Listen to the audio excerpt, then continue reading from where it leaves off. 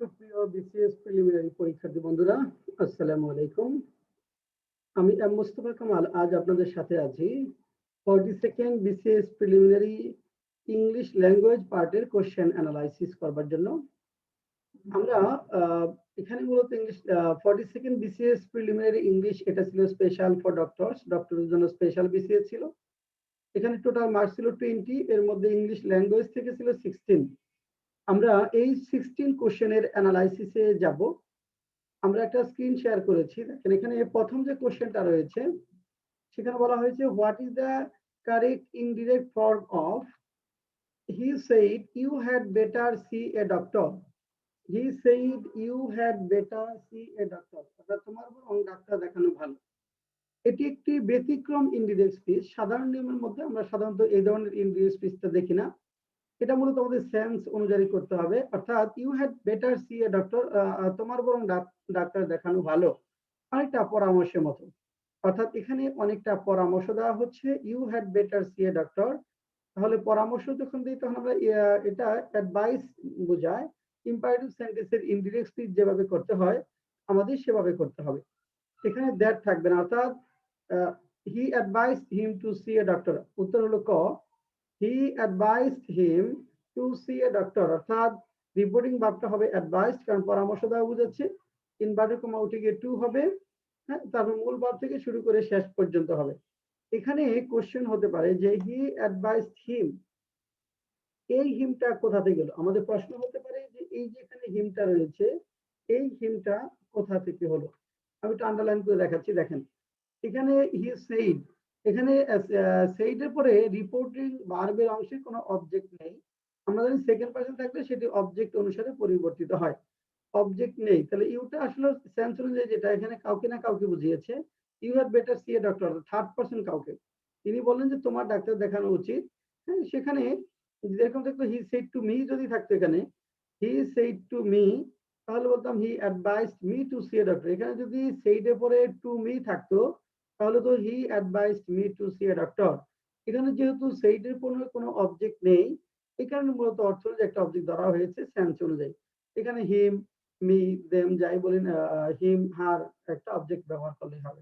তাহলে উত্তর হলো ক, he advised him to C a doctor. এরপর আমরা 2 নম্বর কোশ্চেনে যাই। দেখেন 2 নম্বরের কোশ্চেন বলা হয়েছে identify the word that remains the same in plural form.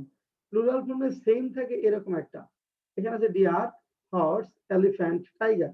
হর্সের plural হলো হর্সেস, এলিফ্যান্টস প্লুরাল হয় এর যুক্ত হয়ে, টাইগার প্লুরাল হয় এর যোগ হয়ে। ডিয়ারের সিঙ্গুলার এবং প্লুরাল সেম, ডিয়ারের সিঙ্গুলার এবং প্লুরাল সেম, কাজে আনসার হবে আমাদের ডিয়ার, হরিণ। আনসার ক। Which word is correct? 3 number question, দেখেন কোন শব্দটি কারেক্ট? এখানে ফার্নিচার্স এই শব্দটা ভুল, কারণ ফার্নিচার এস দিয়ে প্লুরাল করা যায় না। ফার্নিচারের সিঙ্গুলার এবং প্লুরাল সেম। ইনফরমেশন সিঙ্গুলার এবং প্লুরাল সেম, এস থাকবে না। ইনফরমেশন অর্থাৎ এস ব্যতীত হবে। সিনারিস হয় না, scenery, S C E N A R Y. Proceeds এটা সিঙ্গুলার, এটা প্রসিডস, এই শব্দটা কারেক্ট। এই প্রসিডস অর্থ হলো আয় বা লাভ। প্রসিডস শব্দের অর্থ হলো আয় বা লাভ, আর কারেক্ট আনসার হলো ঘ। Question number 4. To doctor an animal means. To doctor an animals mean. নতুন কোশ্চেন, আমরা এর আগে এই কোশ্চেনটা দেখিনি, এটা নতুন এসেছে। To doctor an animals, এখানে অপশন আছে ক number, to treat it, to sterilize it, to poison it, to cure it. To doctor an animal, এটা হলো টু স্টেরিলাইজ ইট, অর্থাৎ টু ডক্টর অ্যান অ্যানিমালের অর্থ হলো কোনো প্রাণীকে খাসি করা, অর্থাৎ অঙ্গ অপসারণের মাধ্যমে বন্ধা করে তোলা। অঙ্গ অপসারণের মাধ্যমে বন্ধা করে তোলা। অঙ্গ অপসারণের মাধ্যমে বন্ধা করে তোলা। আচ্ছা, এখানে আমাদের একটা অপসারণ হবে।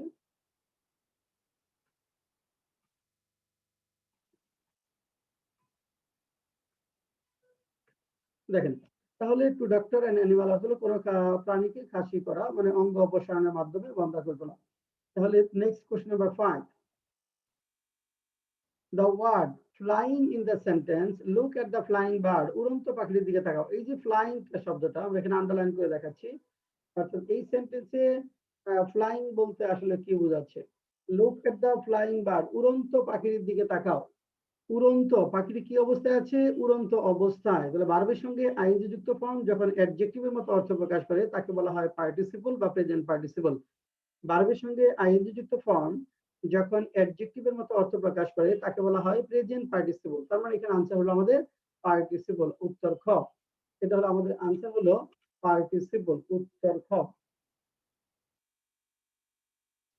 আচ্ছা, এখানে অনেকেরই জিরান কি ভার্বের সঙ্গে আইএনজি যুক্ত ফর্ম যখন নাউনের মতো অর্থ প্রদান করে তাকে বলা হয় জিরান্ড। ভার্বাল নাউন জিরান্ডের আগে দি এবং পরে অফ থাকলে তাকে বলা হয় verbal noun. Next question number 6.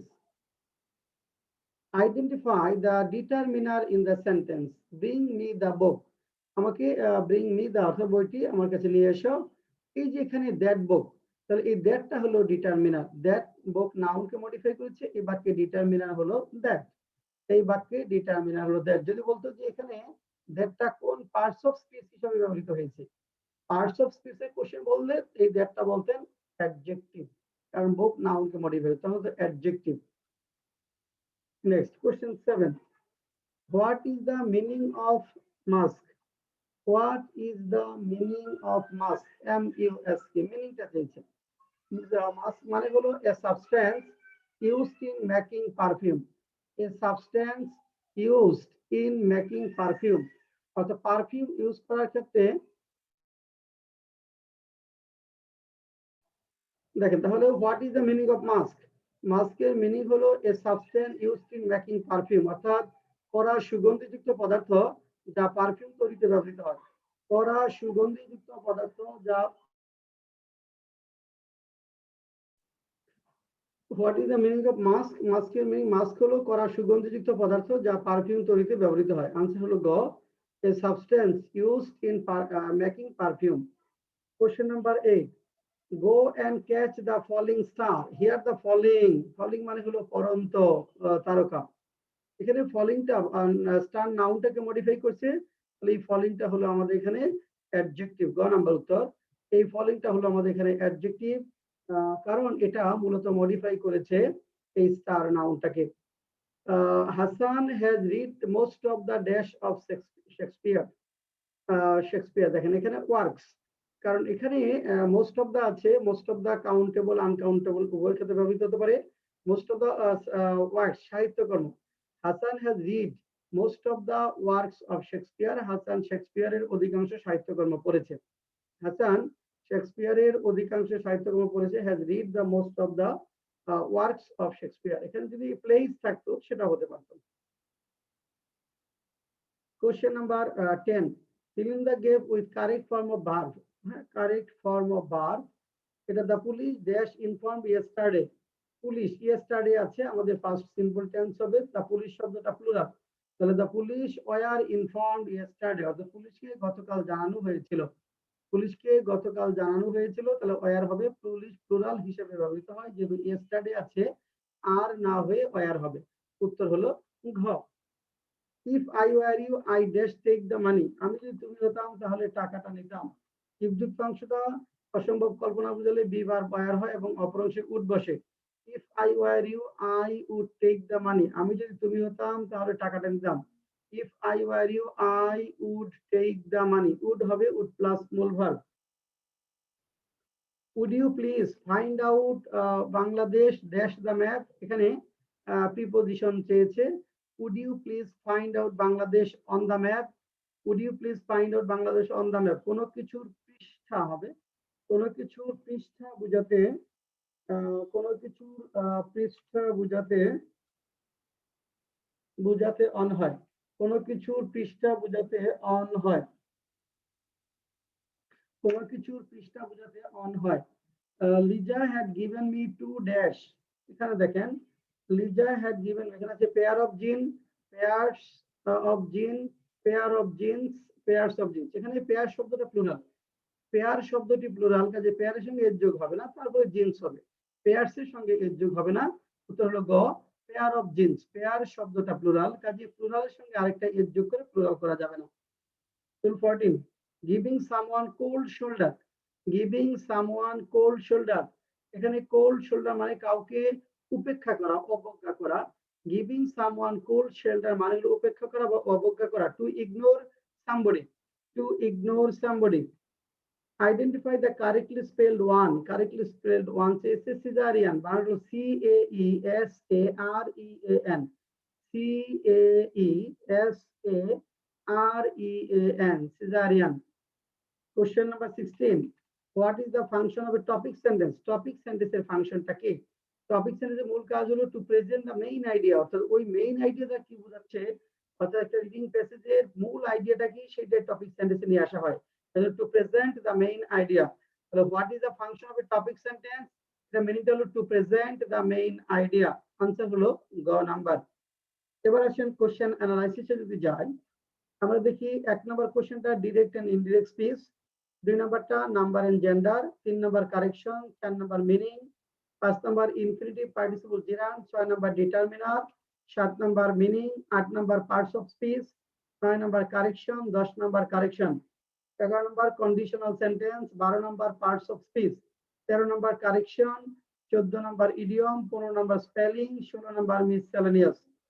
Chapter wise question অ্যানালাইসিসে যদি আমরা যাই, কারেকশন থেকে আসে 4টা, কারেকশন থেকে সবচেয়ে বেশি কোশ্চেন এসেছে 4টা, মিনিং, সিনোনিমস এন্ড অ্যান্টোনিমস থেকে 2টা, স্পেলিং থেকে 2টা, কন্ডিশনাল সেন্টেন্স থেকে 1টা, নাম্বার জেন্ডার থেকে 1টা, ডিটারমিনার থেকে 1টা, ইনফিনিটিভ পার্টিসিপল জিরান থেকে 1টা, ইডিয়ম এন্ড ফ্রেজ থেকে 1টা।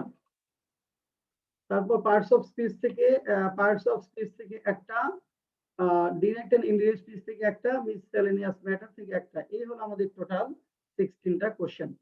এইভাবে আমরা চ্যাপ্টার ওয়াইজ চিন্তা করে যদি আমরা প্রস্তুতি নেই, যে চ্যাপ্টারের কোশ্চেনগুলো বিশেষ প্রিলিমিনারি পরীক্ষা আসছে, ওই চ্যাপ্টারগুলো যদি আমরা ভালোভাবে পড়ি, তাহলেই আমরা অতি অল্প সময়ে একটা স্মার্ট প্রিপারেশন আমরা নিতে পারবো।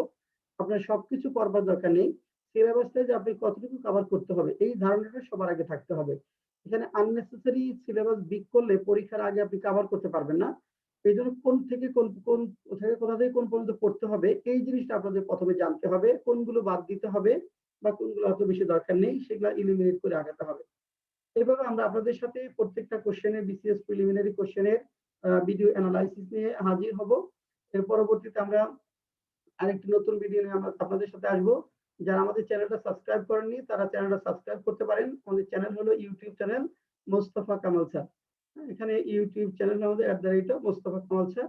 আপনারা সাবস্ক্রাইব করে নোটিফিকেশন বাটনটা অন করে রাখলে যখন আমরা কোনো ভিডিও নিয়ে আসবো আপনারা নোটিফাইড হবেন। আজকে এখানেই শেষ করছি।